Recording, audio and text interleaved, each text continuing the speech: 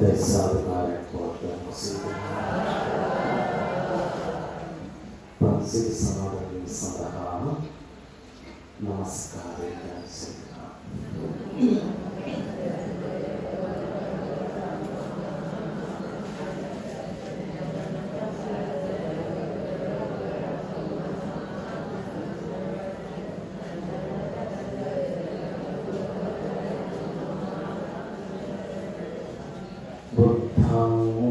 शरणं गच्छामि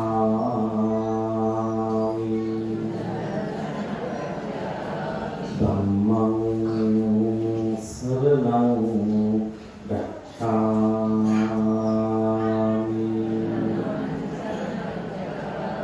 संघं शरणं गच्छामि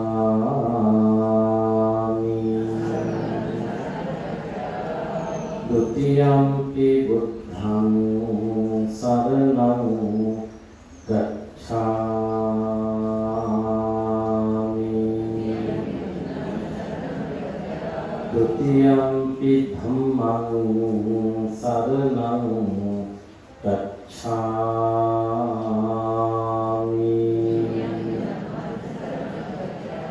द्वितीयम्पि संघं शरणं गच्छामि तृतीयम्पि बुद्धं शरणं गच्छामि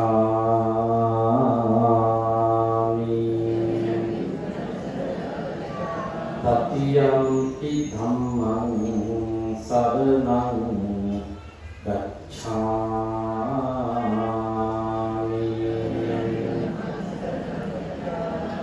तृतीयम्पि संघं शरणं गच्छामि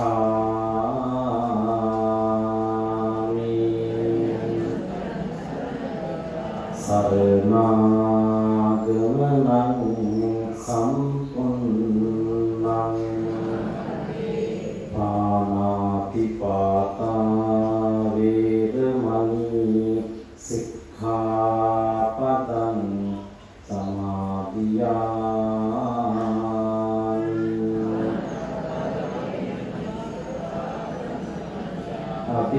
अभिन्नादाना वेरमणि सिक्खापदं समादियामि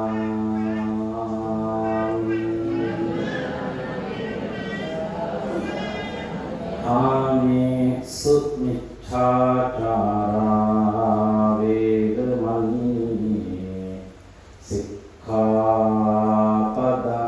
समादियामि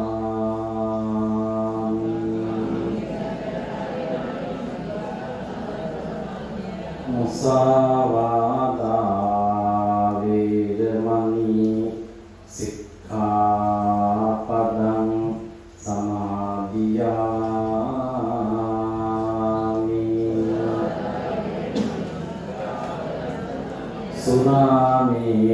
सुरामेरजमक्षपमा दट्ठाना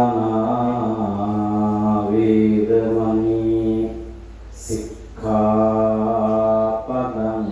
समादियामि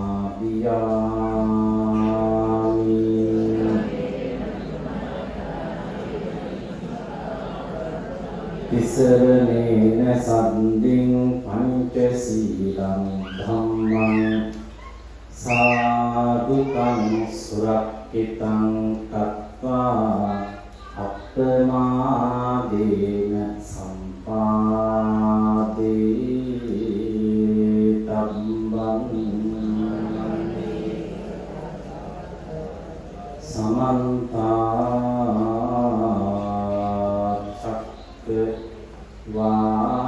समन्ताच्चक्रवालेषु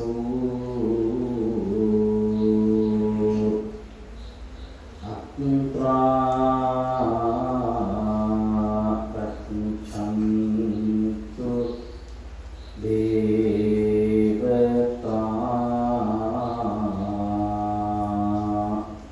सद्दम्मं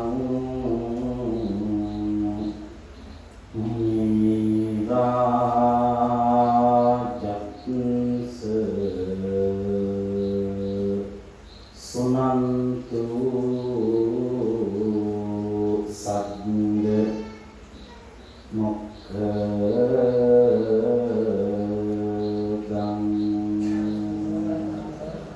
ධම්මක් ශ්‍රවණ කාලෝ අයං භදංතා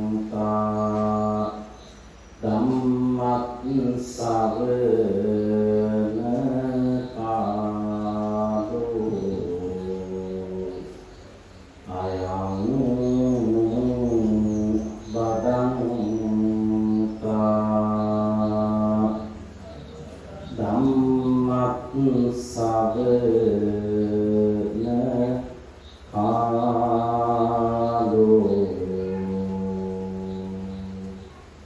අයං භදංතා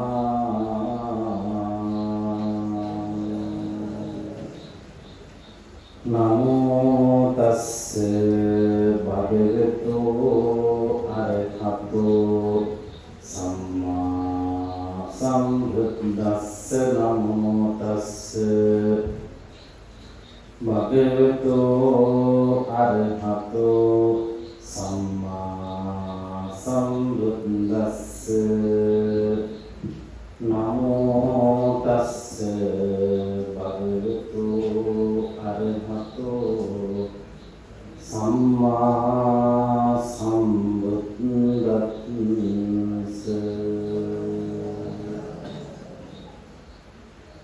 අවිඤ්ඤා නිවරණානං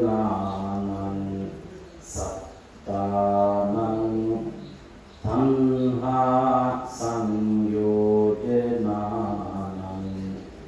සංධාවිතං සංසරිතං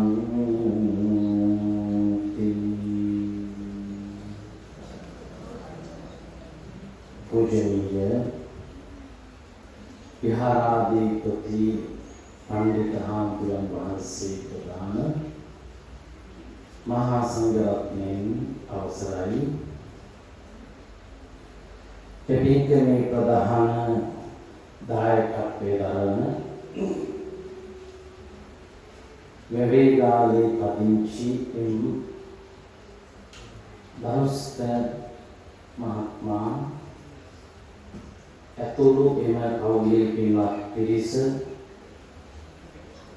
ඇතුළු කොට ඇති සදැහැති කාර්මික සුබිදායන්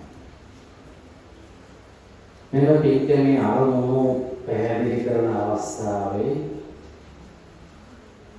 නායක ස්වාමීන් වහන්සේ මතක් කළා මීට වසර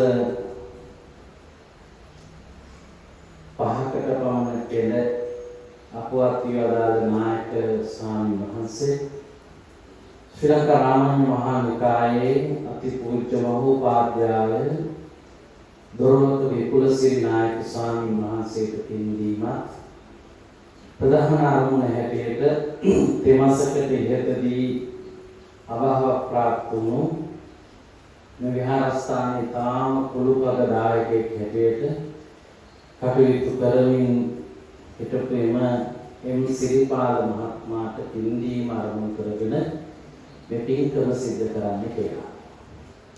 විශේෂයෙන් අපි අගය කරනවා තුන් මාසෙ පින්කමක් වැනි නිවසක පැවැත්විය හැකි පින්කමක් මේ විදිහේ පොදු මධ්‍යස්ථානයක් තෝරාගෙන ධර්මදේශනාමය පින්කමක් පවත්වලා සිද්ධ කරන්නට ඒ පිළිබඳව බොහොම බුද්ධිමත්ව කල්පනා කරපු එක ගැන විශාල පිරිසකට සම්බන්ධ වෙලා ඒ වගේම ලොකු කුඩා කාටත් සහසම්බන්ධ වෙලා පොදුවේ විහාරස්ථානය තුළ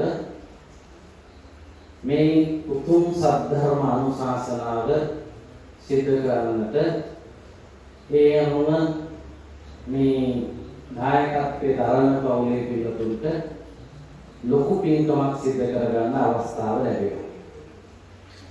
අපේ ගමේ ඇතැම් නිවෙස්වල අය මේ විදිහේ අවස්ථා ගණනාවක් අපේ විහාරස්ථානයේ මුල් කරගෙන පවත්වලා තියෙනවා.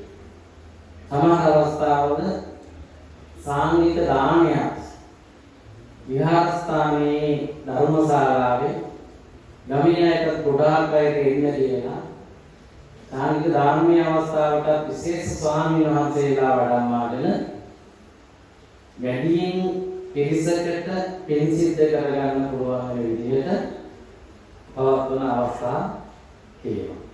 මම හිතනවා වර්ෂාව අද දවසේ නොතිබුණා නම් තව විශාල දරු පිරිසක් තරුණ තරුණියන් පිරිසක් ගමේ වැඩිහිටි හිතයිශීන් පිරිසක් මේ පින්කම සඳහා සහභාගී වෙන්න ඉඩ තිබුණා. ගෙදරක බණ තිබුණාම අපි බණ පටන් ගත්තී දකින්නේ 15ක් විතර. බණ ඉවර වෙලා ඊළඟ කොටස පටන් ගන්න ළම වෙනකොට තමයි ගෙවල් වල ගොඩාක් දැන් බණ ඉවර වෙන වෙලාව වෙනකොට ධර්ම දේශනාව නැත්නම් පින්කම කිව්ව කට්ටිය එන්නේ. ටිකක් නාද වෘත්තක් හැදෙන්න තියෙනව නේ.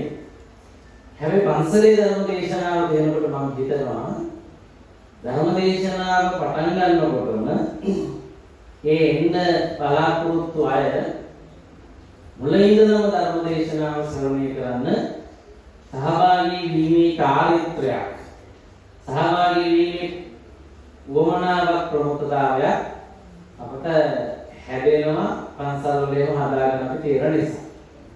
ඒ නිසා මේ ආදර්ශමත් ධර්ම දේශනාව අපි අගය කරමින් ධර්ම දේශනාව අවසානයේදී බලාපොරොත්තු වන පරිදි එම සිරිපාල මහත්මයා ඇතුළු මියගිය ඥාතිවරුන්ට පින් දීම විස්තරාත්මකව සිදු කරන්න බලාපොරොත්තු වෙමින් මේ දහම් අනුශාසනාව මම පැහැදිලි කර දෙන්න බලාපොරොත්තු වෙනවා.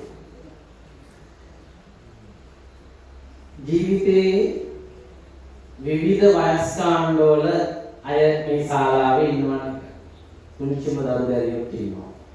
පාසල් යන වයසේ ළමයි ඉන්නවා. ජීවිතේ නව යොමුන්ගේ පසු වෙන තරුණ තරුණියෝ මම එනකොට ඉන්නවා දැක්කා. ඒ වගේම ජීවිතේ මැදි වයසේ ඉන්න අයත් ඉන්නවා. ජීවිතේ අවුරුදු 40 50 60 වගේ දැන් කාලේ මේක ඇත්තටම ජීවිතයේ අවසන් අදියර ගත කරන පිරිසක් මේ ශාලාවේ ඉන්නවා. මේක ඉතර විදිහට ගත්තොත් අවුරුදු 90ක් 100කට වඩා වැඩියෙන් ජීවත් වීම සිද්ධ වෙච්ච කාලේ අපිට ජීවිතේ මැදි වයස කියන්න ඕනේ 70ට විතර. 60ට 65ට විතර. හැබැයි අවුරුදු 30ක් විතර වගේ කෙටි කාලයක් ඇතුළත ලංකාවේ පරම ආයුෂය අවුරුදු 60ක් 65ක් දක්වා අඩු වෙලා තියෙනවා. මේක අවුරුදු 30කට විතර උඩින් පරම ආයුෂ තිබුණේ 95 100. සාමාන්‍ය ගාන 100 ජීවත්.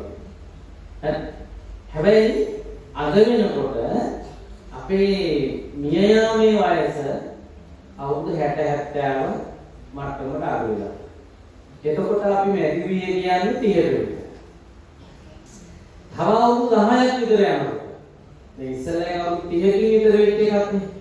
තව අවුරුදු 10ක් විතර යනකොට සංගණන වාර්තාම කියන විදිහට දැන් ඉන්න අයගේ පරමාර්ථ අවුරුදු 40ක් 50ක් අතර ප්‍රමාණයට වහිනවා.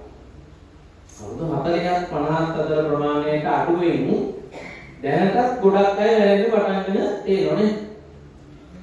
ඒ නිසා මම හිතනවා ඔබේ ජීවිතේ ඔබ සිදු කරගත යුතු දේවල් සිදු කරන්නට ඔබට හිමි වෙන කාලය ගොඩාරියක් අඩු වෙලා තියෙනවා. ඉස්සර ගොඩක් දීර්ඝායුෂ තිබිච්ච කාලෙදී ඇත්තටම විශ්‍රාම ගියපුවාම වඩ භාවනා කරන්න පටන් ගත්තොත් අවුරුදු 40ක්වත් වඩ භාවනා කරන්න තිබ්බනේ. නේ දැන් කොහොමද දැන් 60 දී විතර විශ්‍රාම ගිහිල්ලා 65 දී විතර මියනවා. එතකොට අවුරුදු 4 ලෝකෙත් ඒ අවුරුදු 4 හොඳටම ලෙඩ අවුරුදු 3ක් විතර සියයි සමාන. නේ ඉස්සරහට අවුරුදු 40 50 පරමාවශ වෙද්දිත් විශ්‍රාම යන වයස විතර වෙන්න විදියක් නැහැ නේද? පටන් ගන්නකොට කොහොමද 30 විතර වෙනවනේ. වැඩ කරන්න ජොබ් කරන්න නේ.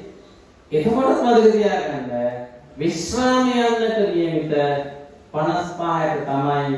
හැබැයි ඉතින් ඔයාලා හොයන්නේ නේ. මොකද ඔය ආයුෂ අඩුවීමට සාපේක්ෂව අනිත් පැත්ත බලපුවාම ඉස්සර රැකී ආරක්ෂා පටන් ගන්න තියෙන අවුරුදු 13 15 වෙනකොට අපේ කාටි කොයි දැන් කරනවා නම් ඒක ඕනම එකක්. බුදුහාමන් කාලෙත් එන්නේ අවුරුදු 16 දී සියලු ශිල්ප ශාස්ත්‍ර ඉවර කරලා විවාහත් වෙනවා. නේ? හරි. දැන් මේ ඔක්කොම ගල් ගිහිල්ලා තියෙන්නේ. ඉගෙනගෙන ඉවර වෙන 25ක් විතර යනවා. නේ?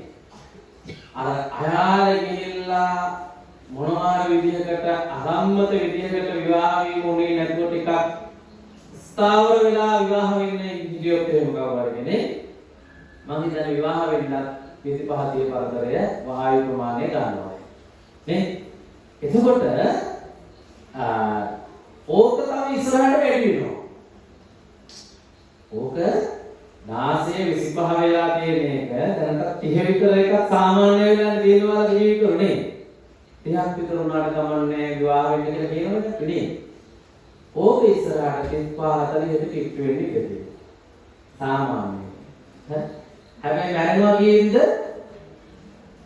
50ට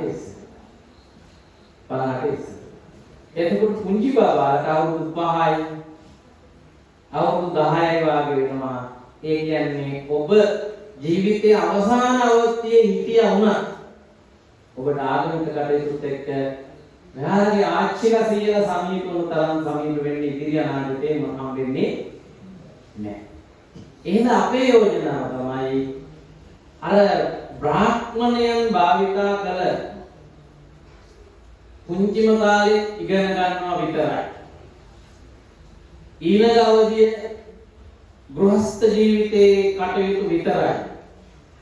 ඊළඟ අවධියේ විතරයි ආගමික අවධිය කියලා හැමෝටම පරමාර්ථ තියනවා කියලා වැරදි හඳුනා ගැනීමක් එක්ක හදපු බ්‍රාහ්මණයන්ගේ ඉගෙනීම් ක්‍රමය අපි අපේ කරගෙන වැළඳ ගන්න නැතුව ඒක අයින් වෙන්න ඕන එකක් නේ.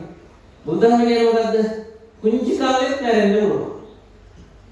තරුණ කාලෙත් මැරෙන්න පුළුවන්. වයසට ගිහිල්ලා මැරෙන්නත් පුළුවන්.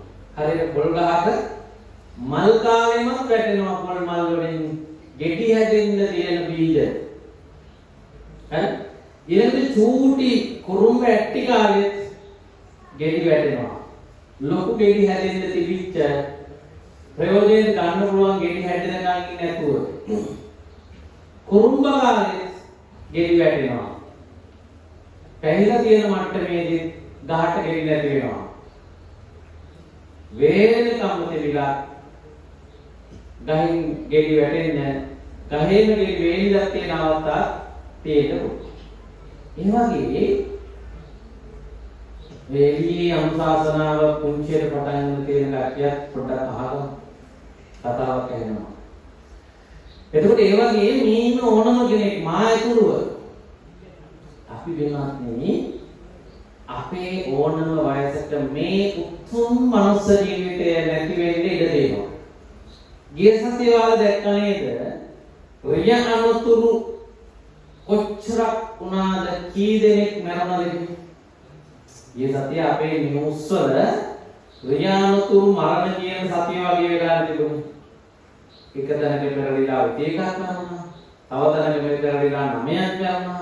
ඊයේත් එහෙමවත් එකක් පෙරළුණා. ට්‍රිප් එකක් ගෙප් එකක් ඒක කීයද දන්නේ මේ බයික් වල හැප්පිලා ත්‍රිවිල් වලින් හැප්පිලා පාරමද රණ්ඩු වෙලා කොහොම ගිය සතියේ විතරක් මැරිච්ච මරණ ගාන මම හිතනවා 300ක් 400ක් වෙනවා රියානතුගෙන් විතරක් මැරිච්ච ගාන 50 ඉක්මවලා. ඔය මැරිච්චේ වගේ වයසවත් තෝරගන්න තිබුණාද? නාකිය විතරයි මැරෙන්නේ. වයෝවෘද්ධ ජීවිතේ හිටියත් නැතත් කමක් නෑ වාගේ වයසටම දුර්වල වෙච්ච රැඳ හැදිච්ච අය විතරයි මැරෙන්නේ කියලා ඔය මරණවල තිබුණේ නෑනේ. සමහරු ගෙදරින් බස් එකට නැංගේ ක්ලිනික් ගිහිල්ලා එන්න. සමහරු ගෙදරින් බස් එකට නැංගේ පන්ති ගිහිල්ලා ආපහු හවස ගෙදරින් මේ අවුරුදු ගියන්ට විභාගෙට ලියන්න. සමහරු කියා ඔලෙවල් ලියලා තාම ප්‍රතිඵල ඇවිල්ලත් නැතුව ඒ ප්‍රතිඵලවත් එනකන් ඉන්න නැතුව මැරෙන්න වෙච්ච. එහෙනම් මමත් මේ ඔබ අපේ ජීවිතය අද හවසට වුණත් වෙන්න පුළුවන් බව දැනගෙන තමයි මම හිතන්නේ. කළ යුතු නොකළ යුතු ඒවා කළ යුතු කාලය තීරණය කරන්න ඕන කියලා. නේ? අපි හැමෝටම වයස මොකක් වුණත් කිහි පැවිදි භාවයේ නැති මොකක් වුණත් ජීවිතේ තියෙනවා ඉටු කරගන්න ආසා. ඒ ඉටු කර ගැනීම වෙනුවෙන්ම මුළු දිවියම කැප කරන විශේෂ ඉටු කර ගැනීමට කැමති අපේක්ෂාවක්. ඒකට වයස් ભેදයක් නැහැ. ගිහි පැවිදි ભેදයක් නැහැ. ගැහැණු පිළිමි ભેදයක් නැහැ. දුප්පත් පොහොසත් ભેදයක් නැහැ. ඇත්තටම මිනිස්සුද සත්තුද දෙයියුද ප්‍රඥාද කියන වෙනසක් නැහැ හරියට බලුවොත්. මම ඔයාලගෙන් අහනවා ඔයාලගේ ජීවිතේ මේ ජීවත් වෙන ජීවිතේ ඉෂ්ට කරගන්න ආසම අවශ්‍යමයි ඔබ හිතන අපේක්ෂාව මොකක්ද? තම තමන්ට හිතෙන තම තමන්ට තේරෙන එක කියන්න හැමෝටම තියෙනවා මොනවා හරි බලාපොරොත්තු. මම මේ කියන බලාපොරොත්තු අපි ඔක්කොටම පොදුයි. මොකක්ද අපි ඔක්කොටම තියෙන පොදු උවමනාව කොහොම හරි මේ ජීවිතය ඇතුළතදී මුක්ති විඳින්න ඕන කියලා හිතෙන්නේ.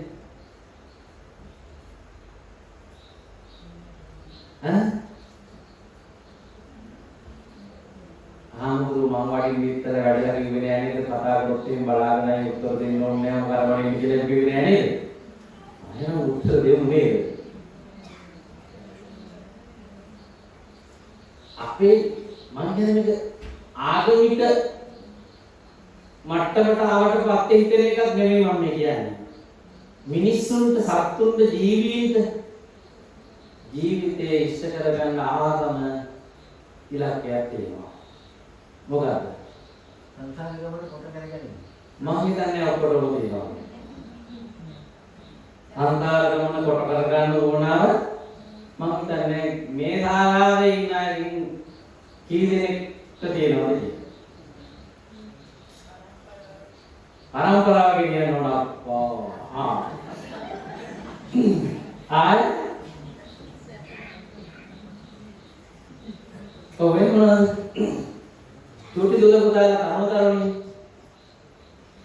හරි ගියක් කමක් නැහැ, වැරදුනක් කමක් නැහැ කියලා ගන්නනේ. අපිත් එහෙම ඉගෙන ගන්න. හරි ගියොත් චෝ වැරදුනොත් ඉගෙන ගන්නවා නේද? සැප සම්පත් වින්දනය කිරීම. චුටි දුර පුතාලා සැප සම්පත් වින්දනය කරන්න ආවද? තරුණ කට්ටිය ඔක්කොම අපි ඔක්කොටම පොදුවේ තියෙන ආසාව තමයි සැපයෙන් සිටීම. සැපයෙන් සිටීම.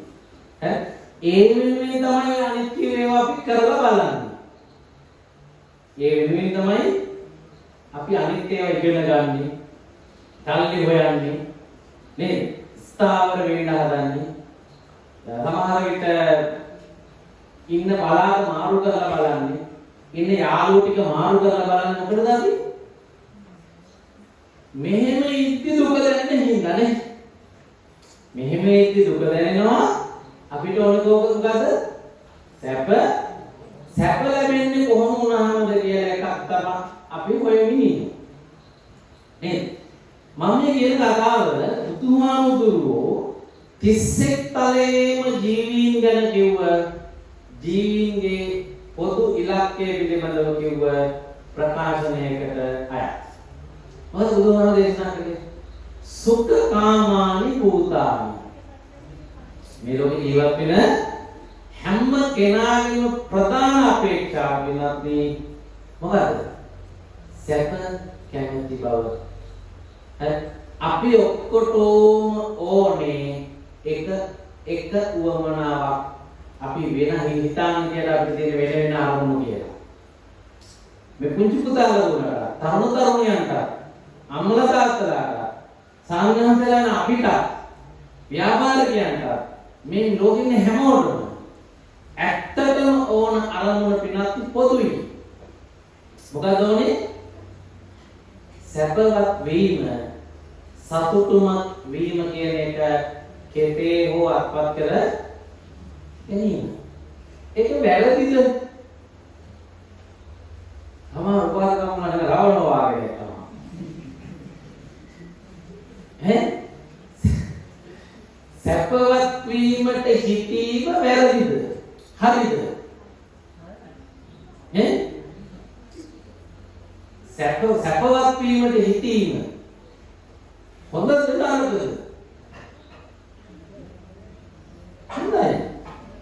හොඳයි බුදුහාරෝ කිව්වේ පුළුවන් තරම් සැපේ ඉන්න කියලා.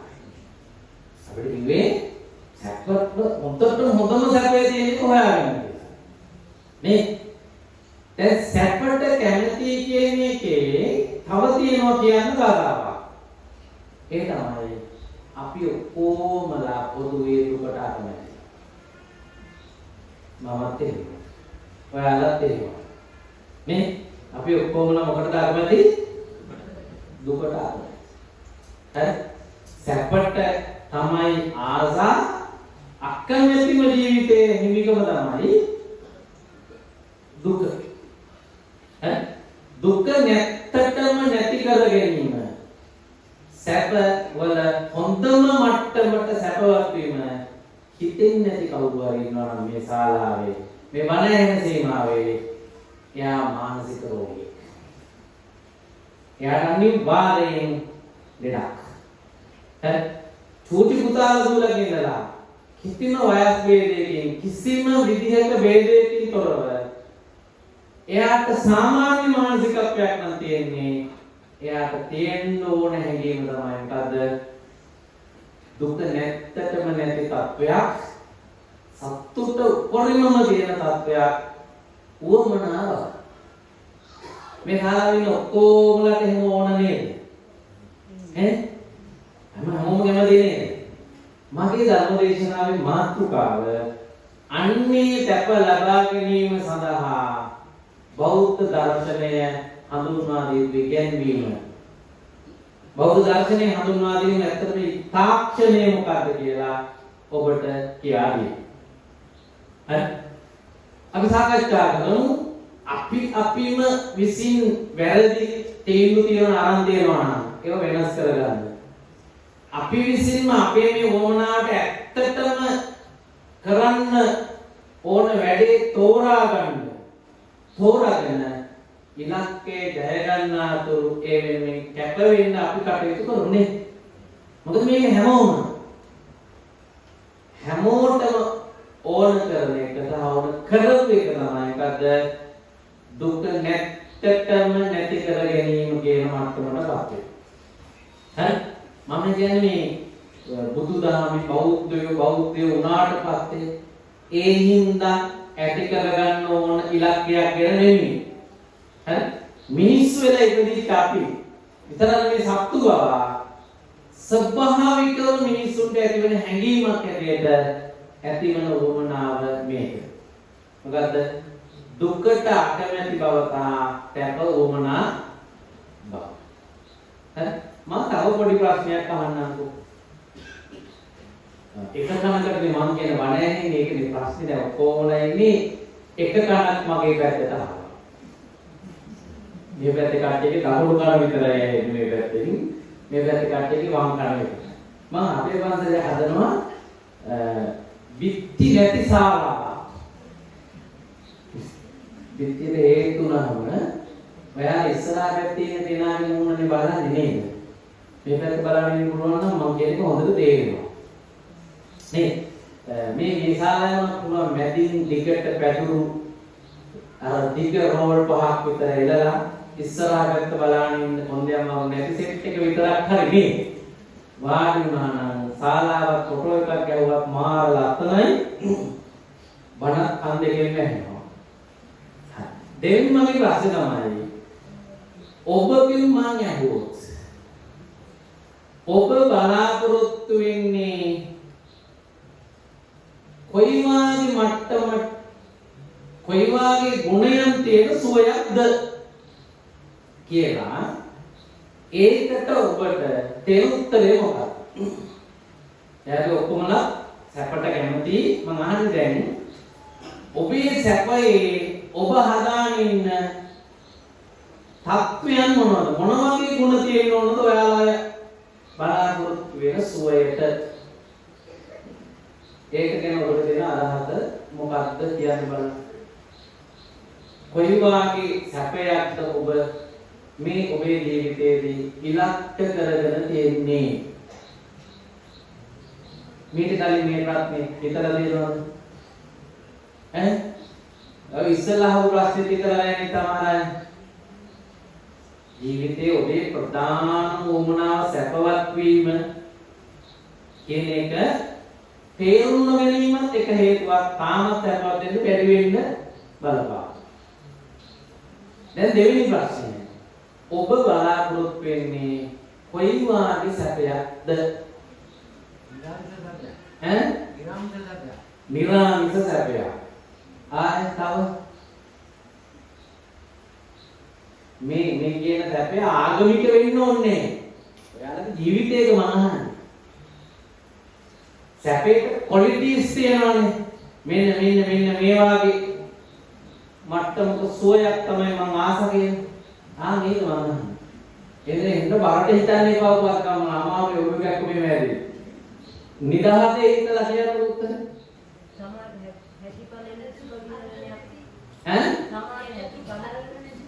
ලෙඩ දුක් කරදර නැති එකක්.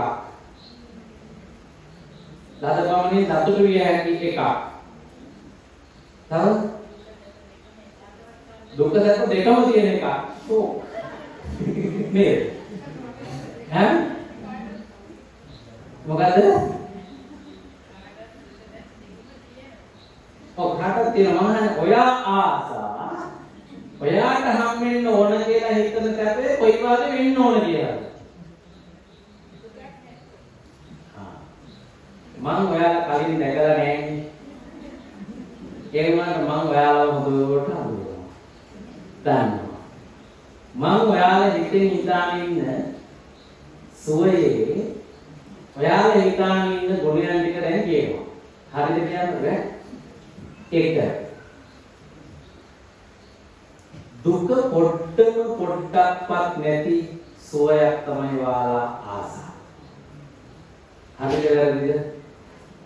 මේ ඉතින් නිකන් හිතෙන සුවයේ ඔයාලා හැමදෙම දුකක් තියෙනවා නම් නෑනේ. ඔයාලට ඕන ඔයාලා අපවත් කරගන්න සැපයේ තියෙන්නම බැරි එකක් තියෙනවා. ඒ තමයි දුක. ඒ කියන්නේ දුක නැත්තටම නැති සැපක් තමයි කොයින්ද හොයාගන්න පුළුවන් නම් හොයාගන්න ආසා. නේද? දෙක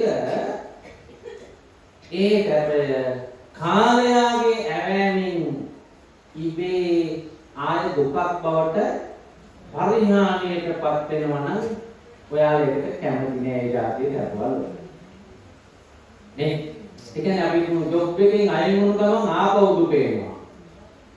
හරි තියෙනවා හරි ස්වභාවිකව නැති වෙන්න පුළුවන් නැති වුණ ගමන් දුක එනවා. අපි නිරෝගීකම ලෙඩ හැදුණු ගමන් දුක එනවා.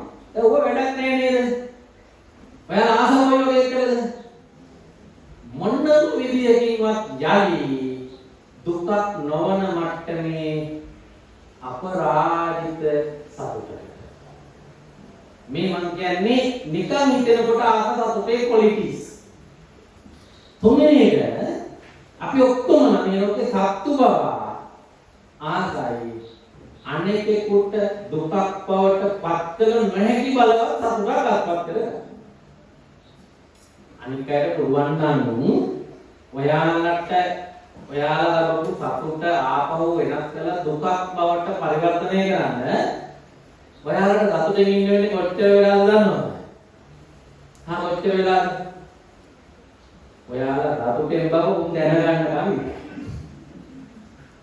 ඊට පස්සේ උන් මොකක් හරි කරලා ආපහු උන්ට පුළුවන් එක කරලා දුක දෙන්නේ. ඒ කියන්නේ ඔයාලා අත්පත් කරගන්න සතුටට හැකියාව දෙන්න ඕන. මොකද කාටවත් යලි එය පෙරලන්න බැරි වෙන්න ඕන දුකක් බව. දැන් මේ මං කියන ටික නේද ඇත්තටම පින්නතුනේ හිතෙන්නේ. ඔන්න බලන්න ඔබට තාමත් මෙවැනි සතුටක් හමු නොවෙන්න. දැන් හැඟීමේ තියෙන මේ වාගේ සතුටක් ඕන කියලා. හැබැයි ඒක සතුට තාම හමුන්නේ නැහැ කාටවත් නේද?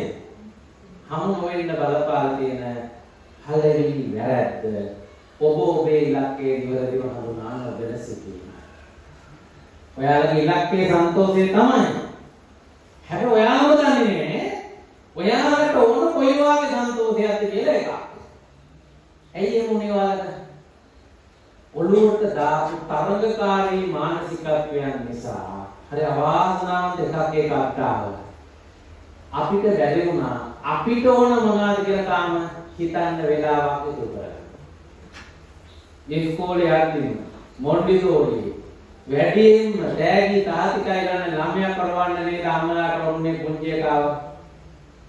තරගේ පටන් ගත්තේ ඒ හරියට. මේ අමහට ඉතරාට මේ අනිත් අය 10ක් ඉන්නවනේ මං දානවා බබා එළියට 7න් විතර කියලා අම්මලා try කරලා ඉඳ දාන්නේ. එතකොට අපේ බබාට අනිත් අයට වඩා ඉක්මනට දොස්තර කෙනෙක් වෙන්න පුළුවන් වගේ. يعني බබත් කලින් උපද්දවන්න තරගයක් හැදෙන්න බැරි නෑ. දැන් සුබ නැකත් බලලා සීස කරනවානේ. නැකත් වලින් තමයි හතර දුක එන්නේ කියලා හිතිලා නේ. ඒකේ නිබඳ උපන්දිනේ වෙන්නේ. පාරයි නේද?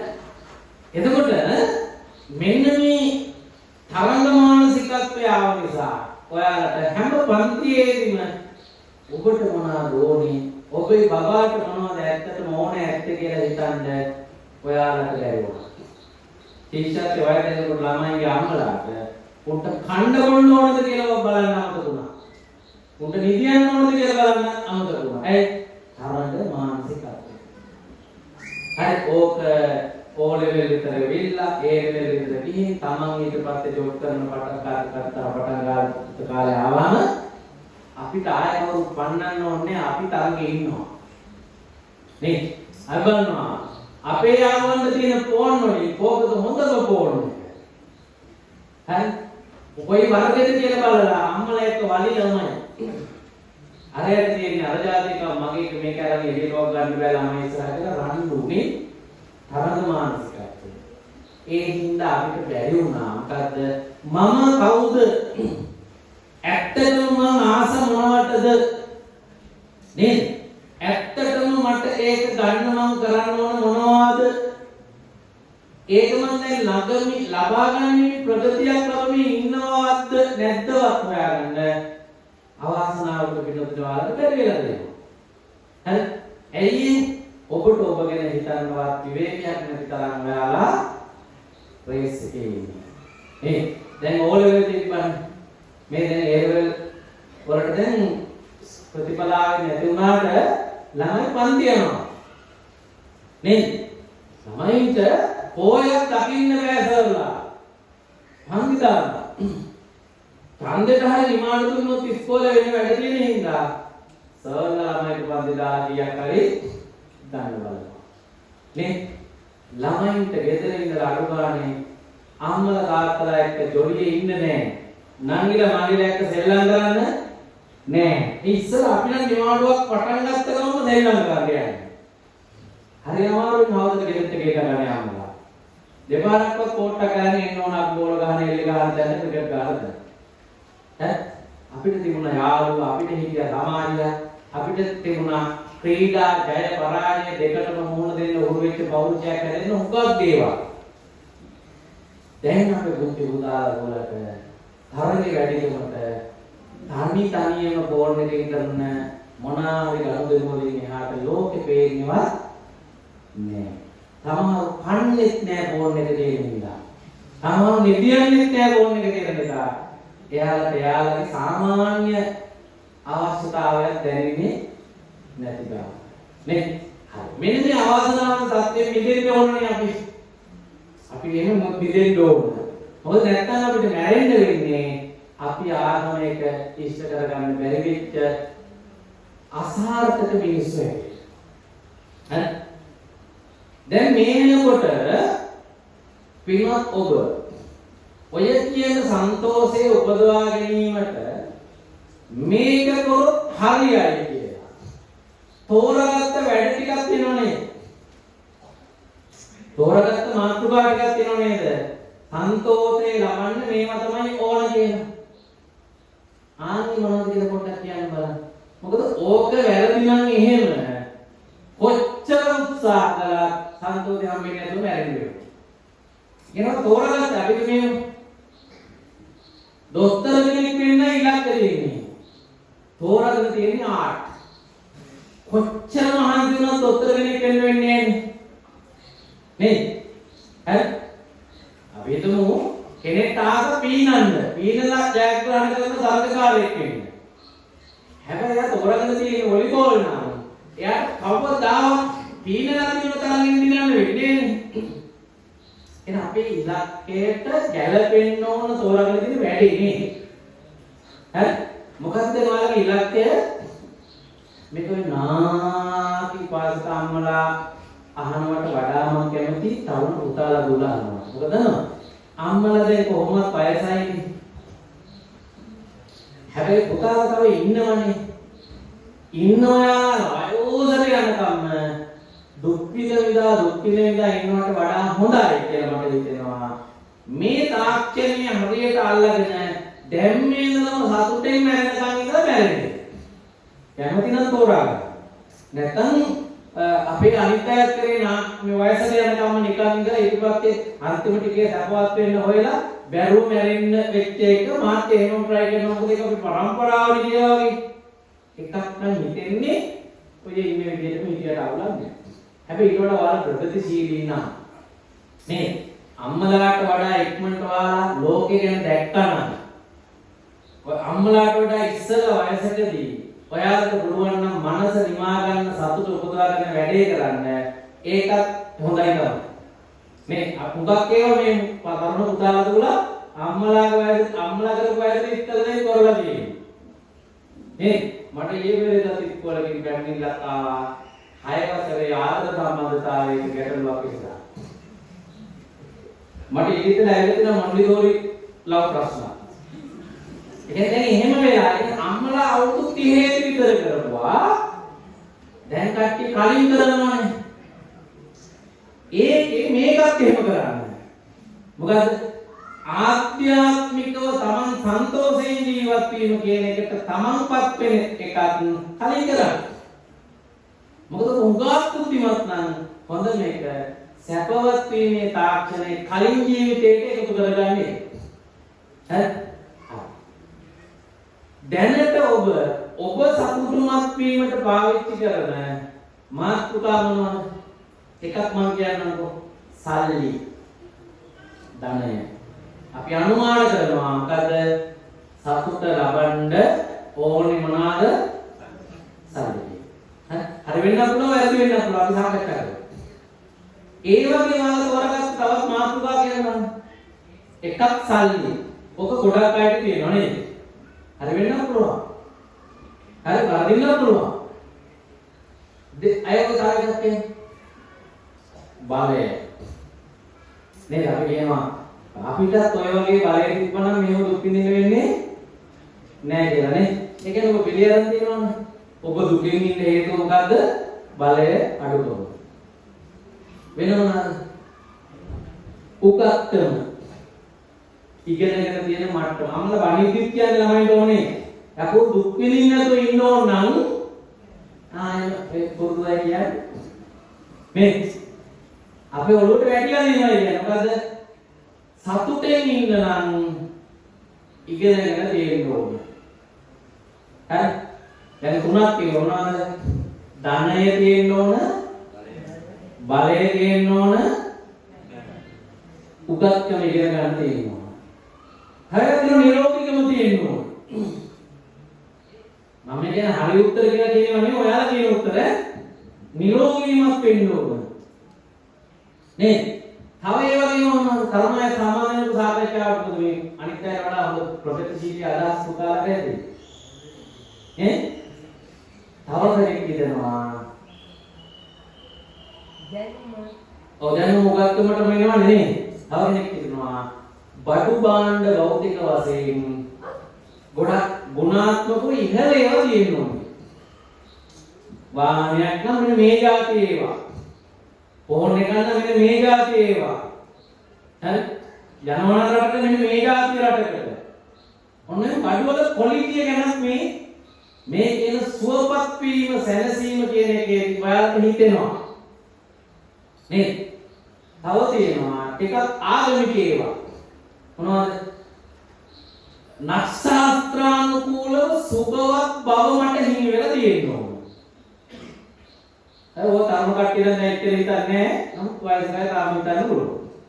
මොකද ග්‍රහපල ග්‍රහ දෝෂ නැති වෙන්න ඕන සතුටෙන් ඉන්නේ. ඔය තිබුණොත් දුකෙන් තමයි ඉන්න වෙන්නේ. හරි? ඊළඟට දේව ආශිර්වාදය. ඒක හොඳටම දීපොත් විතරයි සන්තෝෂේ තියෙන්නේ. සන්තෝෂෙන් ඉන්න නම් ඒක හොඳින් තේරෙන්න ඕන කියලා හිතනවා. තව ඇති මෙහෙම. තව තියෙනවා සුබ නිමිති, අසුබ නිමිති, ඔය මාල බලලු, මොතු එක එක ඒවා එක එක જાති ගල් එල්ලන්නේ ඉඳන්නේ. හරි?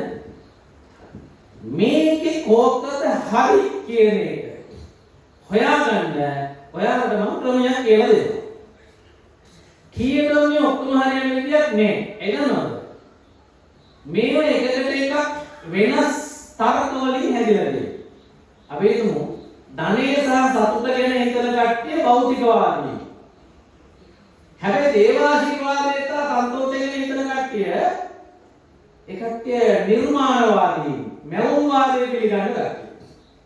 ඊශ්වර නිර්මාණවාදී කියන බණ පොත්වලදී මේ ලෝකේ අපි නෙමෙයි අපේ සැප තීරණය කරන්නේ අපිට සැප දෙන වෙන කණ්ඩායමක් කියලා ඒ දෙක කීයටවත් සමාන නැහැ. හරි? එතකොට මේ වගේ ඔය මොකක් ගණන් ගන්න ඉත කට්ටියක් තමයි සල්ලි සතුටයි ගැන හිතන්නේ. ඒ උදාහරණ කාලෙම මෙහෙම කට්ටියක් පිළිලා දෙනවා. හරි? එන්නේ කීයටවත් මේ ඔක්කොම හරින්නේ නැහැ. අපිට මේවා ආවේ සමහර ඒවා ඉන්දියාවෙන්. සමහර ඒවා අපේ ජන සංස්කෘතියෙන්. හරි? සමහර ඒවා පෘතුගීසීන්ගෙන්. හරි? සමහර ඒවා ආගම් වලින්. මේ එක ඒවා ඔය ටික අපිට ඇවිත් සමහර අධ්‍යාපනයේ අපිට ඇවිත් සංකල්ප. ඔයාලා ඇත්තටම මේ ජීවිතේ මැරෙන්න ඉස්සරලා සන්තෝෂයට ළඟා වෙන්න කැමති නම් මේ තියෙන මාතෘකා සෙට් එකේ සන්තෝෂය ලබන්න පුළුවන් කොහෙන්ද කියලා හොයාගන්න. කියලා දෙන්න ක්‍රමේ එසේ නොවනවායි දැනෙන ඕන එකක් ඔයාලගේ සන්තෝෂය වෙනුවෙන් භාවිතා කළ යුතු නැති බව තීරණය කරන්න බුද්ධිමත්.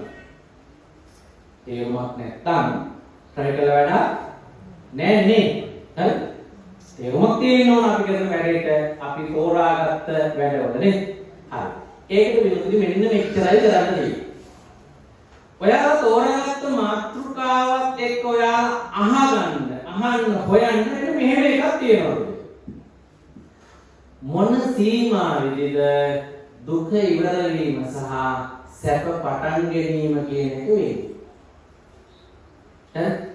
ඔන්නෝකට උත්තරයක් තියෙනවා නම් යම් සබ්ජෙක්ට් එකක විෂයක තෝරා ගැනීමට ඒ තෝරා ගැනීම සම්බන්ධයි ඔයාලා බලාපොරොත්තු සෝපත් වීමට. හැබැයි ඒකට සීමාවක් හොයාගන්න නෑ කියලා තීන්දුවට නම් ඔබට ඉන්න වෙන්නේ ඒකයි සන්තෝෂයයි සම්බන්ධ නැහැ. ඒකයි සන්තෝෂයයි සම්බන්ධ නැහැ. නේ? හරි. පළවෙනි එක. ධනය ගැන අපි කියනවානේ සන්තෝෂයට ධනය ඕන කියලා නේ. විවෘතව හිතමින් මේ ගැන කතා කරන්න. හරි? මම අහනවා ඔබ අහන්න ඔබ හිතන්න මේක මොකද? ධනය කොච්චරක් තිබුණාමද ඔබ බලාපොරොත්තු ප්‍රමාණයට සැප ලැබෙන්නේ? අර පොලිටික්ස් තියෙන මොකද? දුක නැත්තටම නැති කාටවත් දුකට පෙරලන්න බැරි කීයටවත් ඉබේ දුකටපත් වෙන්නේ නැති මට්ටමේ සපවත් භාවයට හිටින්න පුළුවන් වෙන්නේ සල්ලි කොච්චරක් තිබුණාමද?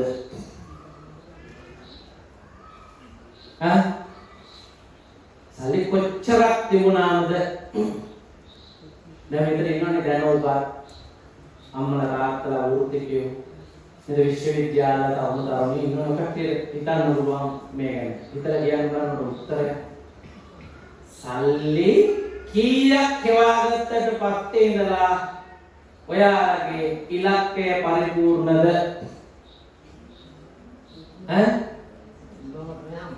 හිමාවක් නැහැ. යා කියන්නේ හිමාවක් නැහැ කියලා. ඒ කීයක් තිබ්බත් සතුට වෙන්නේ නැහැ.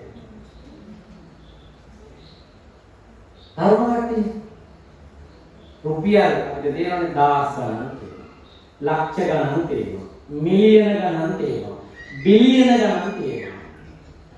ඔකේ කොච්චරක් විතර තිබ්බනම් දුක නැත්තටම නැති බව හැදෙයිද? හැදෙන්නව ඇතිද?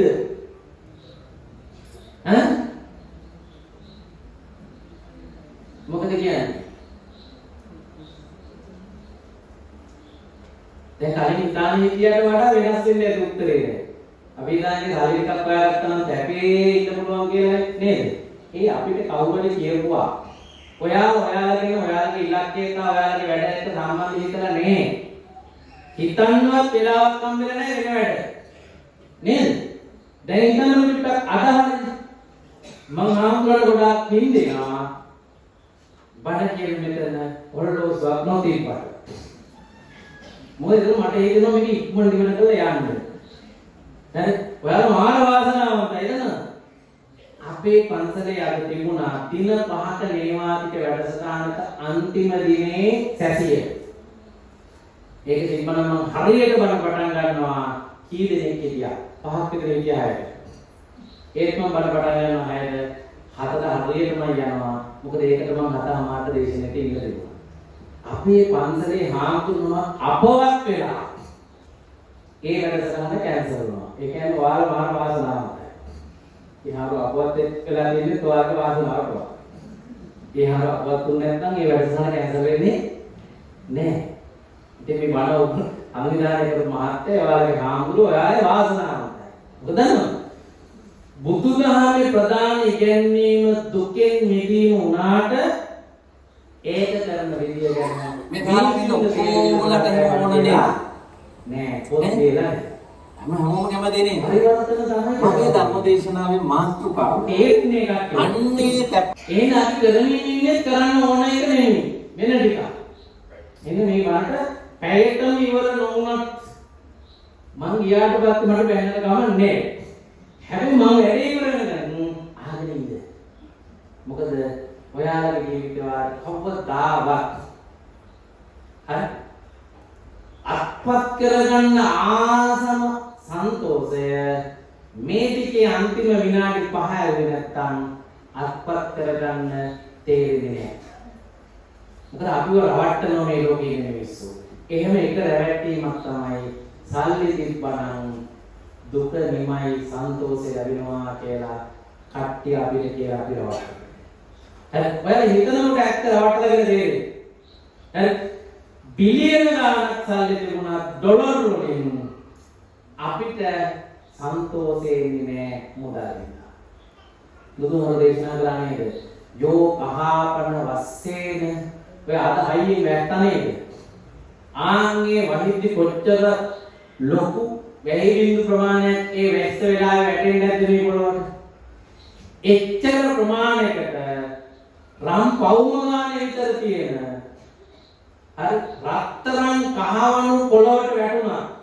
ඒ ඔක්කොගේම අයිතිකාරයව වුණා. තිත්ති කාමේසු අපිට තියෙන කාමය ආදාව ඉවර වෙලා දැන් ඇති කියලාවත් හිතෙන්නේ නැහැ. උත්තම සද්ධාන්ත දායකාවකවත් එහෙම හිතෙන්නේ නැහැ. හරි? ඒක ඇත්ත මේකේ தත්ත්වය. හරි? ඒ හින්දා මතක තියාගන්න ධනය කොපමණ ප්‍රමාණයක් තිබුණත් සන්තෝෂය එන්නේ නැහැ කියන එක තමයි ඇත්ත. ඒකට වෙන එකක් බලනවා. මම පොඩි උදාහරණයක් තව කියන්නම්. අපි හිතමු රුපියල් ලක්ෂයක් මේ ඉන්න හැම කෙනාටම හම්බ වෙනවා. එක්කෙනාට 1 ලක්ෂයක්. හරි? මෙන්න මේ ලක්ෂයක් ලැබීම පිළිබඳව ඔබට සතුටු හිතෙයිද දුක හිතෙයිද? හරි? ඔබ හෙව්ව ලක්ෂයක් ඔබට හම්බ වුණා. ඔබ මුදලක් හෙව්ව ඔබට ලක්ෂයක් හම්බ වුණා. හරි? සමහර වගේ හෙව්වෙම නැහැ ලක්ෂයක් හම්බ වුණා. එක එකන එක විදිහට මේ ලක්ෂය හම්බවීම සාහනිකුත් දේවල් අතර සම්බන්ධ නෙයි. ලක්ෂයක් ලැබුණු ඔක්කොටම සමාන සතුටක් දැනෙනවද? හැමෝගෙම අතට ලක්ෂය වැඩි නමුනා ගැන මේ මොහොතේදී හැමෝටම සමාන සතුටක් දැනෙනවද? නෑ නේද? ඒ නැති බව ඇත්තද? ලක්ෂයක් ලැබිලා කෙනෙක්ට හුඟා සන්තෝෂයෙන් ඉන්නත් පුළුවන්ද? පුළුවන්. අපි මේ පොඩි ළමයි තරුණ කට්ටිය මේ ඔය කට්ටියට ලක්ෂයක් හම්බුනොත් හෙට මාර සන්තෝෂයක් දැනෙන්නේ. හරි? ලක්ෂයක් ලැබිලා සන්තෝෂයෙන් ගාණක් නැතිව සාමාන්‍ය එකක් වෙන්නත් බැයිද? පුළුවන්. හැමදාම සල්ලි අත ගන්න කෙනෙක් නෙයි. එයාට එච්චර ලොකු ප්‍රශ්නයක් නැති වෙන්නේ. ලක්ෂයක් නිකන් නම් වෙලා දුක හිතෙන්නත් බැයිද? හම්බුනේ ලක්ෂයයි කියලා දුක හිතෙන්නත් බැයිද? පුළුවන් නේ? අපි તો ඔයාලා දුන්නාට ලක්ෂ 10ක් ඕන. ඔයාලා රට යන්නේ ඉන්නවා රට යන්නේ ලක්ෂ 5මාරක් අදාවත ඕන. හම්බුනේ ලක්ෂයයි. දුක හිතෙනවා නේද? දැන් මොන තරකය එකම මුදලක් අපි අතට ලැබිලා කෙනාගෙන් කෙනාට ලැබෙන වින්දනය අසමාන වෙලා නම් එහෙම වෙලා ඇත්තටම කෙනෙකුට සන්තෝෂය දිලා කෙනෙකුට සාමාන්‍ය වෙලා කෙනෙකුට දුක හිතිලා කෙනෙකුට මොකුත් හිතිලා නැහැ වගේ වෙලා මෙන්න මේක විවිධත්වයක් තියෙනවා නම් ඒකට හේතුව කීයටවත් මුදල වෙන්න බෑ නේද? එයි කියන්නේ ඔක්කොටම මුදල දෙන්නේ සමාන ප්‍රමාණයකට. මුදල සමාන වෙලා දුක අසමානයි නම් මුදල සමාන වෙලා සන්තෝෂය විවිධයි නම් සන්තෝෂය දුක කියන දෙකමත් එන්න පුළුවන් නම් සතුට ඇති කරේ දුක ඇති කරේ මුදලෙන් වෙන්න මම මේ කියන්නේ තරුණ පුතාලා දුන තර්ක කරලා හිතන විදිහට හිතලා තීරණය කරන්න. නේද? ඔක්කොටම සාදු කියන උපාරකම්ලා ඉන්නවනේ. දැන් ඔය මට ඔන්නනේ උපාරකම් කියන්නේ තුක්කක් නෙවෙයි හරි. මම දැන් කිව්වොත් එහෙම බණ ආදී විදිහේ උපාරකම්ලා අපායේ ඉපදේවා කියලා වගේ උන්දට ඇහුවොත් උන්දවත් සාදු කියනවා. මොකද ඇදලා කිව්වම සාදු කියන එක තියෙන්නේ. කියන්නේ මොකක්ද අදාළ? නෑ නමාරකට. විචාරශීලී නෑනේ. ඇත්තටම මම එහෙම අහන්න එපා. එහෙම අහන්න නෑ මම. ඒ මන පිටකේ වුණත් පටිච්චසමුප්පාද වුණත් චතුරාර්ය සත්‍ය වුණත් එහෙම අහන කෙනා මොකුත් උරවට ගන්නේ මෙහෙම අහන්න එපා වනේද බණ අහති මේ සක්‍රියව ඉන්න දඟලන්න බටපිට බලන්න ඕන නම් බලන්න හන්දෙල විතරක් මේ වැටතියා ඉන්න ඕනේ ඇස් දෙක පියාන අහන්න යන්න එපා වන්න ඉන්දියාව ඇස් දෙක අරගෙන ඉඳලා තමයි මොනවද කියන්නේ කියලා කියන්නේ මම කියන විදිහට එකක වෙන්න බෑ වගේ නම් ඒක තමයි කියන්නේ වෙනවා. එතකොට තමයි ඔළුව කැළඹිලා පණ ඇවිල්ලා අන්තිමේට ඔළුව වෙන තැනකට හැදෙන්නේ වෙනස් වෙන්නේ. හරි? මතක තියාගන්න ඔයාලගේ මම චූටි ප්‍රශ්නයක් අහනවා. ඔය හුඟා බුද්ධිමත් ඔළුවලින් මේකට උත්තරයක් කියන්න. ධනෙ සමාන වෙලා දුක අසමාන වෙන්න හේතුව මොකක්ද? මුදලේ ප්‍රමාණය සමානයි. හැබැයි විවිධ මට්ටමේ දුක් සැප වලට වෙනස් වුණා අපේ අත්දැකීම. අන්නේ වෙනස් වීමට හේතුව හේතුව මොකක්ද?